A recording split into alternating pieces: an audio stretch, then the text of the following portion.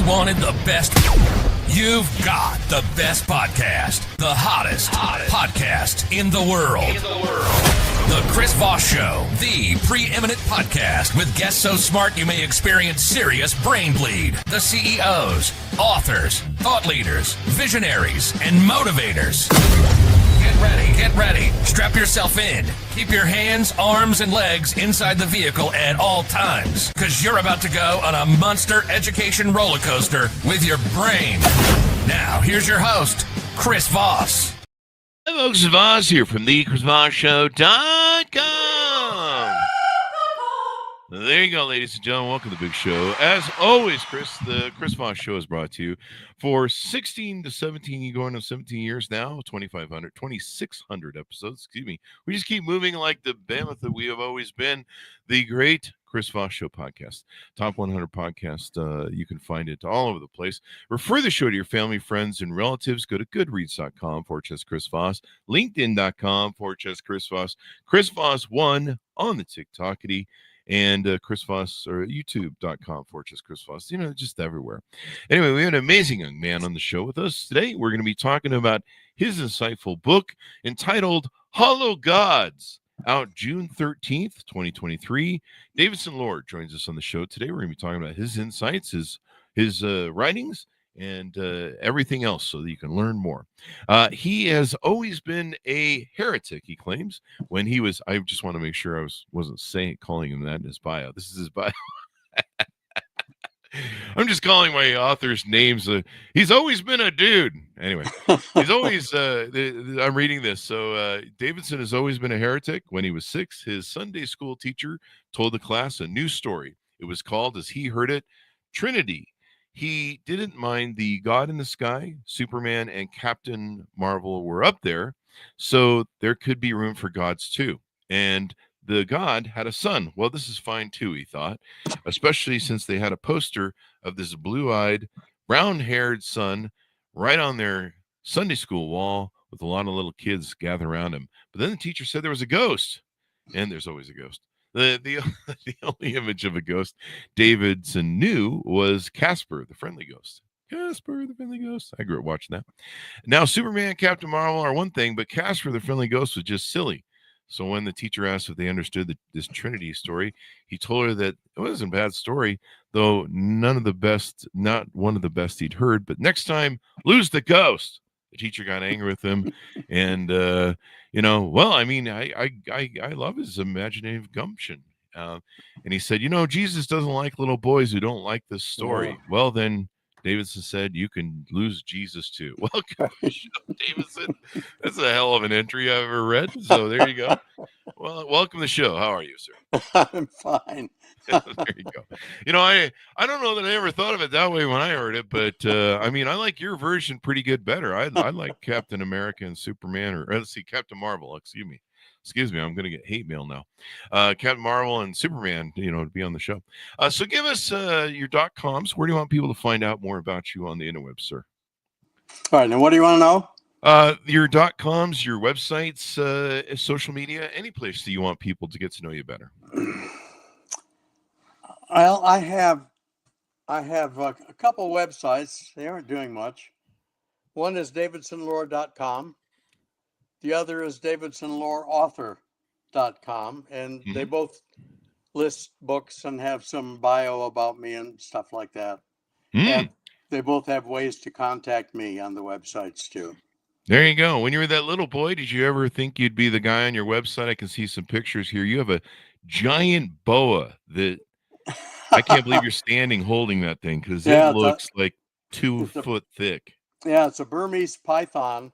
Yeah. Yeah, it was big. Yeah. It was heavy. Here's some pictures of you with an elephant. But yeah, that looks heavy. Like, I don't know that my bad back could handle that. That is, Well, that I wouldn't keep it around, too long, at least, or not, fall asleep around that thing. You may There's a story about that snake. Is it? I'd love to hear it. Taken 20 years ago in Thailand. I was on a trip in Thailand. A couple in the church I served in Austin asked if they could treat me to a 17-day tour of Thailand. So I thought, well, maybe, Sure. So we that morning we rode elephants all morning. That's wonderful. Elephants are so smart. And then we took a break in a big tent that sold souvenirs and things. Over in the corner of the tent was a big cage with that giant snake in it and two little teenage girls standing by the cage. I couldn't figure that out. So I went over to the girls and I asked them, what is this? One of the girls reached up on the cage and got a Polaroid, showed me the Polaroid of that snake draped around somebody. I thought, oh, okay. All right, that could be fun. So I think it cost like $2 or $3. And I paid them, and the two girls picked the snake up and draped it around me. It was heavy. Once it got draped around me, I suddenly remembered that I'm scared to death of snakes. And I guess that changed my expression, because one of the little girls reached over and grabbed my arm, and she said, "You no worry, mister. He no eat you. We feed him." We've already fed him today, so he's full. Otherwise, that's how we get our free meal. We feed them the tourists. That's right. Would have been funny if the girl had said, "We already had a tourist come, and he's full now." He's full. That's right. Yeah, he looked full. There you go. So let's get into your book, Hollow Gods, out June 13th, 2023. Tell us about this book and what is it about? 2 centuries ago, the story matters. 2 centuries ago, in America and Europe, the sciences were beginning to develop and come up. And liberals here and there liked that, and they were finding that they liked the science's description of things better than religion's description of things. They liked science's explanation of things better. So they began sloughing off religion, God, the Bible, religion, and using the word science. Very few liberals have any degrees in science, but they love the word. And so they were rejecting heaven and God. Well, fine. The problem is, what do you replace an eternal heaven with, and what do you replace an omniscient, loving God with? And this was being studied at the time while it was happening by a French scholar named Bastiat, who wrote a little book called The Law. He published in 1850, 2 years after the Communist Manifesto was published. And what he discovered was that the liberals everywhere, here and there, came up with the same answers to those two questions. That they, for the eternal heaven that they didn't believe in, they substituted a utopian socialism here and now. On the planet or an afterlife? And Karl Marx had already talked about socialism and so on. Okay. Well, in order to build such a thing, it would really take the wisdom of an omniscient God, but they didn't believe in that either. And so in place of the omniscient God, they substituted themselves. And they still do. Now, Marx, to his credit, admitted that he didn't know how to construct such a socialism. But modern liberals, we're not so modest. We're sure that we do. We know how to do it. And since only we know how to do it, you see the logic developing here. Since only we know how to do it, we must have all the power. You can't let the ignorant masses interfere with our utopian socialism. And so what liberals have wanted and have sometimes said for almost 2 centuries is a totalitarian socialism. Today's Democrats call it one-party rule. Same meaning, different word. So it isn't a good thing, but it's taken the place pretty much of the Democratic Party, and it's behind the dreams of socialists. Socialists of Democrats, liberals don't like hearing that, but it fits the description. What they're doing fits the description of it. So that's the first part. And then the book goes into 5 areas where they've done this and where they've done immense harm. Education was certainly the first, and they're still doing harm. For the last 2 generations, our education system is developing socialists. Look at Mamdani's father, who's a professor of socialism, teaching the same thing. Now, who's Mamdani? Is he the new Mamdani, the new mayor? The new New York mayor, I think, or governor? Mayor of New York City. Yeah. Okay, I just want to make sure we have clarified the definitions for the audience. Yeah, good. And so education is a big one. And then politics, of course, Mm-hmm. and liberal racism. Mm. That's interesting. A lot of people don't know, and I hadn't known either, that virtually all slaves in this country were owned by Democrats.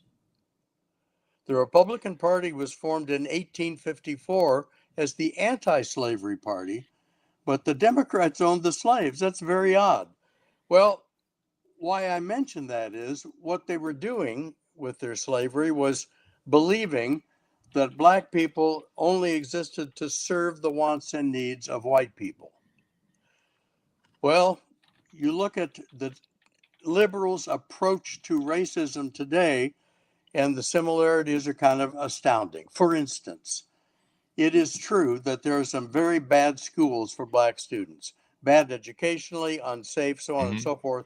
So there are a fair number of black students who can't compete well to get into college. Their grades aren't as good. They aren't as smart that way. So what do the Democrats do about it? They want to lower the admission standards for black students. They're not talking about improving the black schools and the black education. That would help. They just want to lower the admission standards. In other words, they're still seeing blacks as inferior to whites, and they want to lower standards because it lets the whites feel virtuous. Yeah, there's something about, some people talk about, I forget the term they use, white, it's a... White supremacy? Not white supremacy, white apologetic whiteness, something along those lines. We've had a few people on those things who broach the subject. Now, to clarify two things, because we run a factual show. According to what I'm Googling on history, this nomer that only the Democrats own slaves is incorrect. Would you agree with me on that? Well, then I would say virtually all slaves were owned by liberals, by Democrats. That one I'd stick to pretty well.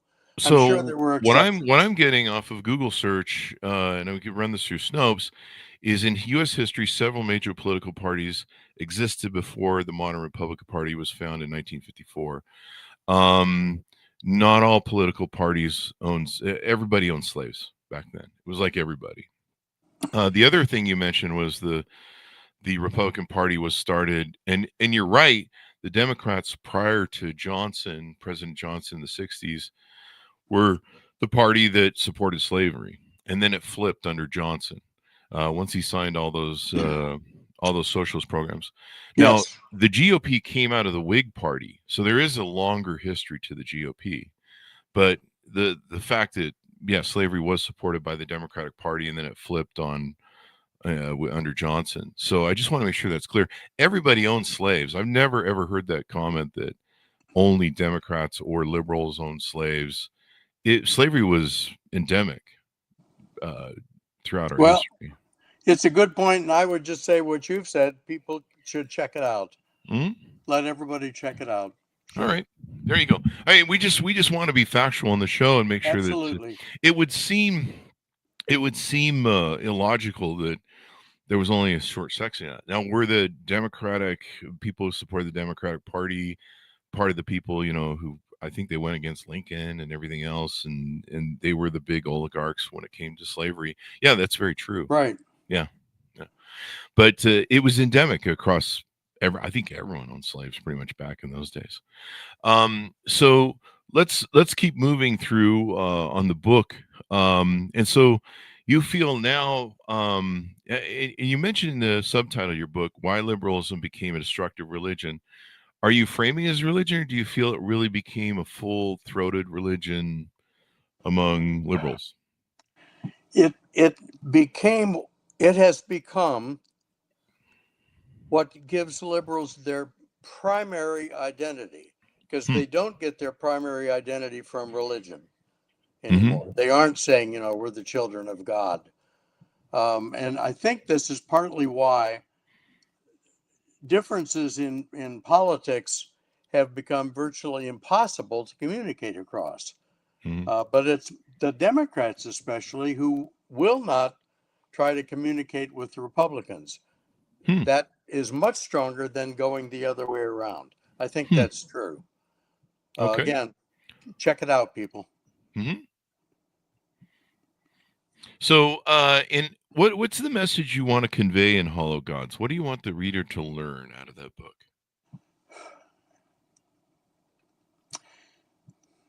I'm against, this is my heretical part again. I'm against all ideologies. Okay. I'm against the ideology of the left and the ideology of the right. Okay. I think what you're trying to do with your program is let's stick to the facts. Let's try to find out what the facts are and stick with them and try to form your identity so that it's based on facts that are verifiable. And that'll make you a heretic. Yeah. Well, you'll definitely get mail. So you're against, let's break this down and explore this situation, because my understanding is this is what you talk about in the book.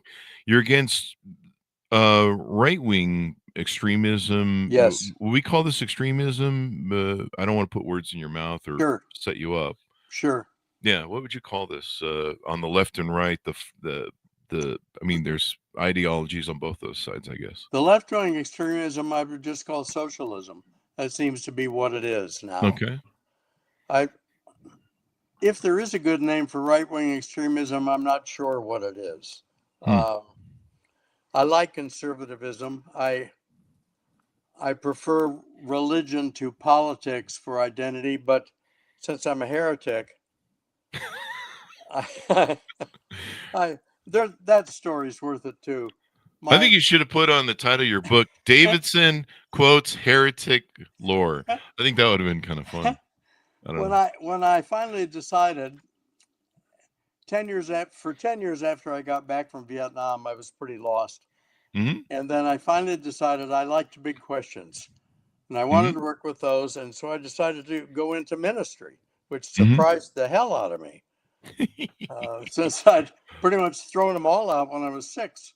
And I wanted the best school, and I called a minister I trusted and told him my deal, that I want to go in the ministry, but I'm ignorant of religion. And I don't like being ignorant.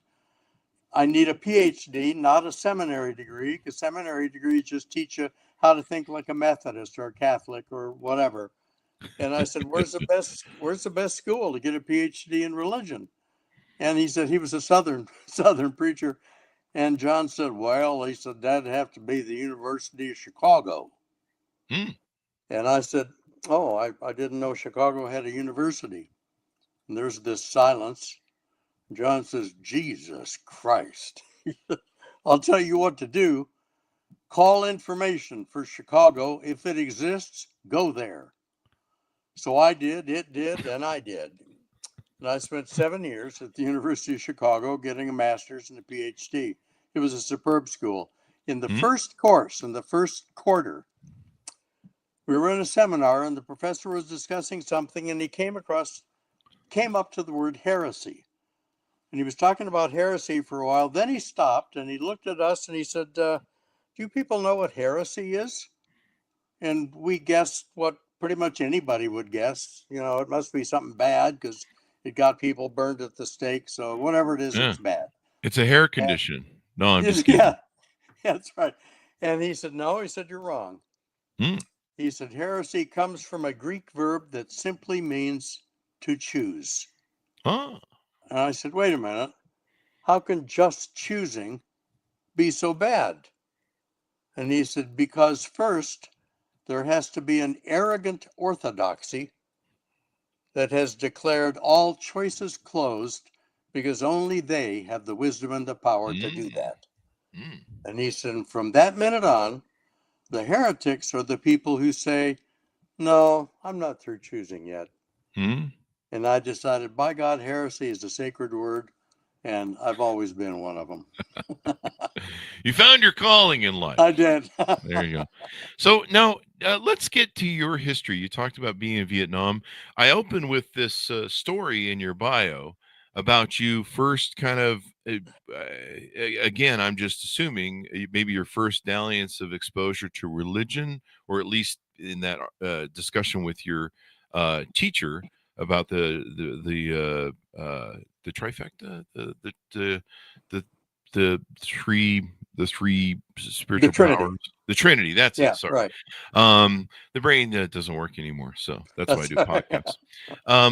So talk to us about what was your upbringing like? Was that your first exposure to religion? And then how did this develop over the ages? And tell us maybe how Vietnam shaped you and stuff like that. Oh boy, Vietnam. My father's father was a Presbyterian minister, so we all grew up in that. It didn't do a lot to me. I mean, from age 6, I was kind of done with it, with that story. And then we moved to another town. We moved a lot. When I was 12 and 13, we lived in a little town in Iowa, Colfax, Iowa, town of 1,800. And so we went to the Presbyterian church there. There was only one. And the minister was our Sunday school teacher for our junior high class. And I didn't like him, and I really wanted out of the class, but I knew if I acted up, I'd just get in trouble. So I had to find some way to get thrown out of the class politely. And I kept looking for an opening, and I wasn't finding one. And as Christmas approached, he starts talking about Joseph and Mary and how they were Jesus's parents and that they were married. Well, I knew they weren't married. I knew that much. And I said, wait, I don't think they were married. He said, well, of course they were married. He said, of course they were married. He said, what else would they be? And I said, well, the way I see it is, if they were married, God was an adulterer. And if they weren't married, Jesus is a bastard. Which is it? Oh, wow. You are a heretic. Boy, and he pointed I at can the see door some and people said, getting angry. Out. So that finally got me out of church. What I've liked about religion, though, is that the deep questions of religion are profound and right. I may or may not like the language that they're expressed in. I know the language of Christianity. I know theistic language. I'm used to it. I'm comfortable talking about it in God language and so on. But what's going on is much older than God, much bigger than God, and much more real. You know, we've created tens of thousands of gods in our history. Yeah. It's amazing. All kinds. Some of them are really funny. One of my very favorites is the ancient Greek god Kolemos, Koalemos, the god of stupidity. He has tons of followers.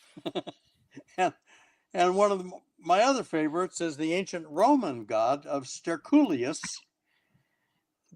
the god of feces. And that came from the public toilets. They had these circular public toilets where people sat on holes in a circle. And the problem they had was flushing the feces. And that was so hard to do that somebody created a god for the feces, and that was Sterculius. So we've created all kinds of gods, most of them kind of goofy. Mostly they mean it's what's in charge of whatever this subject is.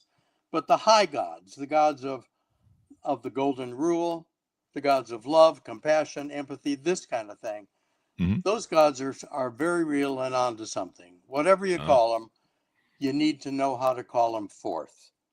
And when we lose the language of religion, we can lose the ability to call those forces forth. And that we need. You need the golden rule. And philosophies have it too. Buddhism taught the golden rule. Confucianism taught the golden rule. And we need that. And in the New Testament, there's a passage where Jesus is talking about the kingdom of God. And he said, well, God can't create the kingdom of God. He said, only we can create the kingdom of God. Now, that's quite a statement. Yeah. And he said, when you have created a world in which you all treat each other the way you want to be treated, in other words, the golden rule, you have created the kingdom of God. I believe that's absolutely true. I know that's one of the things I think about. Yeah, you don't have to call it God, but you need a way to call it forth. So Mhm. I think the depth of religion is very good. The deep questions are profound and sacred and all those things. There So you I was go. a Unitarian minister for Oh, wow. 23 years. Wow. And I was Unitarian because they had the greatest freedom of the pulpit, and heretics all need that. Oh, you gotta love it. There you go. Uh, so yeah, I, I love how you've done the heretic thing so well. And then when did you start writing books? When did you get interested in that? I think you have at least 2 books under your belt. Yeah, When did 3. you start? Oh, 3. Okay. Well, the first, I was serving the church, a large Unitarian church in Austin, Texas. And when Bush was reelected, I had a bunch of people in the church who had worked with him and knew him and so on. When he was reelected, I didn't like him. I was very much a liberal, Democrat, left wing, all that kind of stuff then. Hmm. And I wrote a sermon, which I would never say today. That's how much I've changed. Wrote a sermon that I gave a sermon a week after he was reelected called Living Under Fascism. Hmm. And a few weeks later, I learned that that had gone viral on the young internet. I didn't even know what viral was and wasn't sure what the internet was about. And then about a month later, I got an email from the owner of Chelsea Green Publishing Company. It's a good publishing company. And she had read the sermon and she said, "Can you either expand that sermon into book length or come up with a group of other sermons sort of in the same key, the same style?" So I thought, well, I can do the second one. And she sent an editor out to Austin for 3 days, and we went through the 16 or so sermons that I'd sent him. And he said, some of them are bad, this one sucks, and so on. And we got it down to 12 sermons. And so they published those. Chelsea Green published the book of 12 sermons, and she titled it America, Fascism, and God, Sermons from a Heretical Preacher. Oh, wow. And she sent me a check for $5,000 as an advance. Oh, wow. This was 2005. Uh-huh. The book sold 10,000 copies. I was never paid another penny. Oh, no. So I haven't done well with publishers. Oh, wow. That's not good. But that was a good book, and the sermons are good, and I'll probably republish that book and add a few more sermons to it soon. Yeah, there you That go. was 2005. And then when COVID came and I had time to do research, I started doing research, and the first book I wrote was Stories of Life. I've always loved stories. I had a 3rd grade teacher who told us stories, and I loved them, and that's been it since then. And so I thought, I have a lot of stories, but my stories are interested in character, in what's the meaning of life, what's it about? And I have simple answers for some of this. People ask, and this came up, of course, as a minister, what's the meaning of life? How do you know you're living a well-lived life? And my answer to that is, it depends on your answer to 2 questions. The first question is, am I becoming my very best self? Because that's who I damned well better be becoming.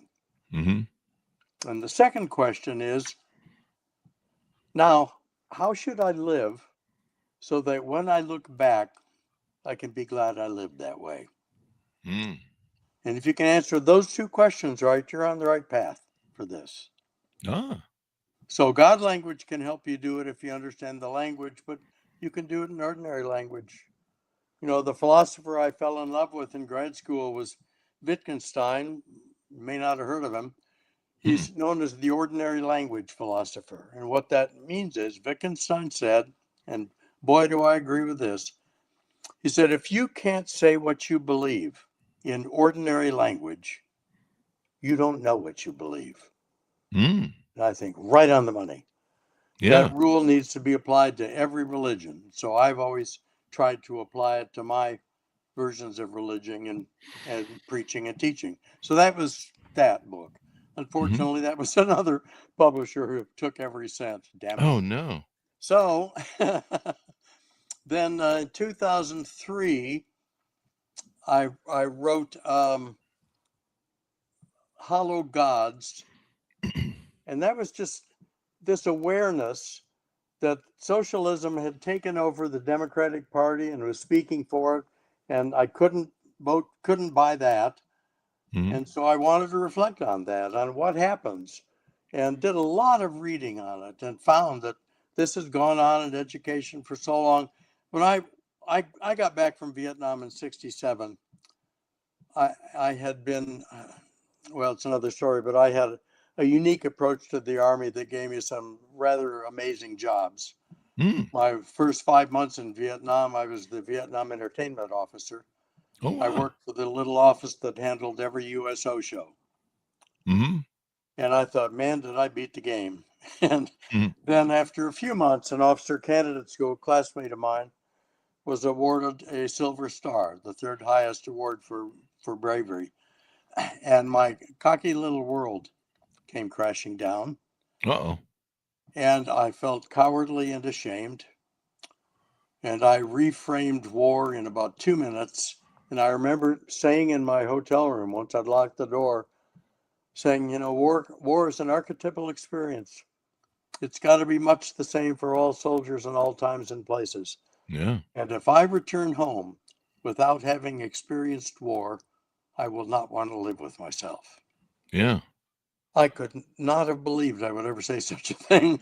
Yeah, So that's I arranged another interview mhm. and spent my final 7 months in Vietnam as combat photographer.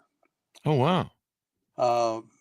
Wonderful job, powerful, memorable stuff, all kinds of heavy stuff and all that. Yeah. Those 7 months for me were sacred. I would Mhm. not trade them for anything in the world. So Yeah. anyway, I came back in '67, finished my undergrad degree in music theory. I'd been a professional musician before I went in to the Army. And then kind of discovered that I don't have a gift in music. It's just something I like. And I don't want to go into a field where I don't have some kind of a gift. So I had learned as a combat photographer that I did have a gift for photography. I Yeah. had a good eye. I also got to work for a while with the Life magazine photographer in Mhm. Vietnam. Co Rentmeister was his name. He was from Amsterdam. He was only 6 years older than I was, but he was one of these photographic geniuses who just had a gift for it. Who's Mhm. I describe people with gifts as people who were about 2 levels above anything I could even imagine. And he was Wow. one of those in photography. So I learned a lot from him, and he helped me become a better combat photographer. And I Ah. came back and finished the degree and thought, no, I don't have a gift. I don't know what to do. And spent a decade being lost, and I realized I can do photography. So I went around the country studying with half a dozen of the best people photographers in the country.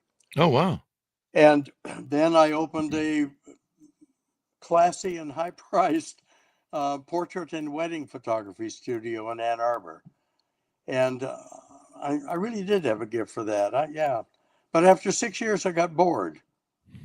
And so I sold the studio and then was just lost for a while until I finally decided, I really like big questions. I like being a heretic and I like big questions. And so I'm going to go in the ministry. And then I went to Chicago and did all that stuff. But yeah, the Ah. Army absolutely changed my life. Well, that's awesome. That's awesome. What experience. Boy, you really wanted to go experience the military thing. Yeah. Let me ask you this. Did you ever have any regrets about going to learn about Vietnam and getting involved in Vietnam? War is hell. So did you Yeah, it ever, is hell. yeah. Um, Did you ever regret that decision Soldiers maybe? adjust to that different world so quickly. Mm-hmm. I think it surprises us all how quickly we adjust to it. So then Yeah. you really aren't having regrets. You just aren't having regrets anymore. Now, was it tough? Sure. I went on, I'd never done photography. I lied about that to get the job. I I love it. always realized that a lie is also a promise. So if Uh-oh. you lie, you damn well better be able to keep the promise, or you deserve everything you're going to get. So I Uh-oh. did lie, And I got the job, and then I went to the PX and I asked them what the best camera was. And they said, well, it's a Nikon. I said, okay, I'll take one of those. And I said, I'm going to be taking a lot of pictures out in the war. I said, what kind of film do I use? They said, oh, you use Tri-X, only Tri-X. I thought, okay, all right, give me 6 rolls of that. And they showed me how to load the film, how to put the roll of film in the camera and wind it. Wow. I thought, I didn't know that. That's pretty neat. So I took that camera out on my first operation with it on the 11th Armored Cavalry Regiment. And I shot 36 pictures. And then I realized that I didn't know how to get the film out of the camera without ruining it. Oh, I hadn't learned that. So I told the colonel that I said, sir, I got to fly back into Saigon to get something on the camera fixed. And he said, that's fine. That's fine. I went in, and the USO club, where all the USO shows played before they went to the field. So I knew that club well. I knew that upstairs I had a darkroom. I went up there and talked to the guy who ran the darkroom. He showed me how to get the film out of the camera and how to develop film and how to make contact sheets and all that. And I thought, that's pretty cool. That's pretty cool. And then I found out through some research that, well, I had to figure out then what pictures do I want to print to release to the civilian media. And I didn't know how to pick them. So I had the darkroom guy help me. We went through all 36 with the magnifying glass. And we decided, if this looks kind of like pictures we've seen in the papers or magazines, that'll do. Well, we picked 21 out of 36 for this. And so I wanted to find out how many pictures do I have to print and how do I release them to the media and all this stuff. Found out that in order to release them, you had to have 20 5x7s of each picture with captions taped to the back. That was going to be 420 prints.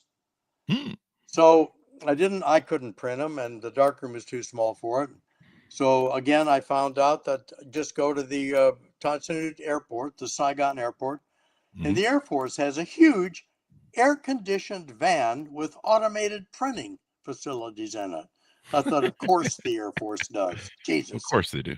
Yeah. So I went out there and I talked to the sergeant and showed him the contact sheets and the negatives and all that stuff and what I needed. And he was a neat guy. And he said, yeah, sure. He said, I can do that. He said, who's going to pay for it? And I thought, wait, what? I said, is this a game that's starting? I kind of like games. And I said, what do you mean? I said, aren't we kind of on the same side? He said, yeah. But he said, the Air Force isn't going to pay me to print pictures for the Army.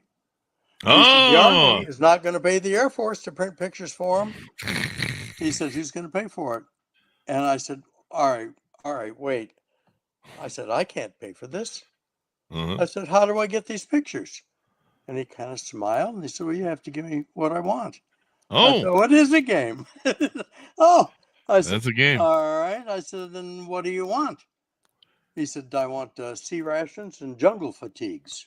The jungle fatigues were because under Westmoreland's rule, only soldiers assigned to field units could wear jungle fatigues. No Saigon troops could wear them. And you could be court-martialed for having jungle fatigues. So they were in high demand among Saigon people. That made sense. And I said, all right, wait a minute.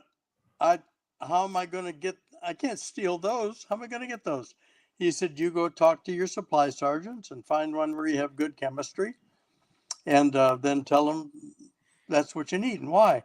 I said, why would he steal them? He said, because you're going to give him what he wants. I said, God, does this ever end? And I said, I have no idea what he wants. And then he said, it's one of these scenes you never forget. He said, I know what he wants. And he reached under the counter, pulled out an 8x10 picture and slid it across the counter to me. And I remember looking at that and I just yelled, holy shit, Jesus Christ. I don't know if you remember who Anne Margaret was. Oh, yeah, I remember. Oh, my God. Yeah. She came to Vietnam a few months before I did. Oh, yeah. This was a picture. She was dancing on stage and her little twirly skirt was straight out. And the picture was perfect. You could see up over the skirt and you could see her face with that beautiful face and the unbelievably sexy expression on it that she always managed to get. She was one of Elvis's girlfriends, and singer, dancer, actress, the whole thing. And then the second part was that her underwear was at least 3 sizes too small. Oh. So you could count every hair. And I'd never seen a picture like it in my life. And the sergeant said, you take this to your sergeant and to see if he'll steal them for you for this. And I did, and he did. And that's how combat photography was done for 7 months. I'm pulling up this picture. I want to see this picture. Oh, I think God, I probably have. Yeah. I wish I'd had a copy of it. Well, so anyway, we went on our first operation. Mm-hmm. And on the third day of that operation, oh God, we hadn't seen anybody because we're an armored unit. We're driving through the jungle making so much noise, you can hear us coming for half a mile. Mm-hmm. And finally, we see a huge bunker off to the side of the road, a brand new bunker, maybe 10 feet long. Mm-hmm. And it's the first prop of war that we'd seen. So I called ahead to the column and told them to stop the column, that we're going to get out and check out this bunker. Mm-hmm. So I got out with my camera. I didn't carry a gun, just a camera. And 2 other guys with guns got out with me. We checked out the bunker. Nobody was in it, of course. And the guy said, well, we better check out the area. And I thought, fine. So I stood on the bunker. They walked out from me in a V. There's high grass, a lot of high grass grew in Vietnam. They walked out in a V on 2 sides of the high grass. After they'd walked about 10 feet, both of them turned and opened fire on something behind the high grass about 15 feet in front of me. Wow. And I went up, and there were 2 North Vietnamese officers lying dead. A captain had a rocket launcher lying by him. The first lieutenant, which is also my rank, had his AK-47 lying across his chest. And I couldn't get my head around this. And I said, what were they doing? And the 2 guys said the captain was aiming his rocket launcher at our vehicle, Mm-hmm. and the lieutenant was aiming his AK-47 at your head. Oh, wow.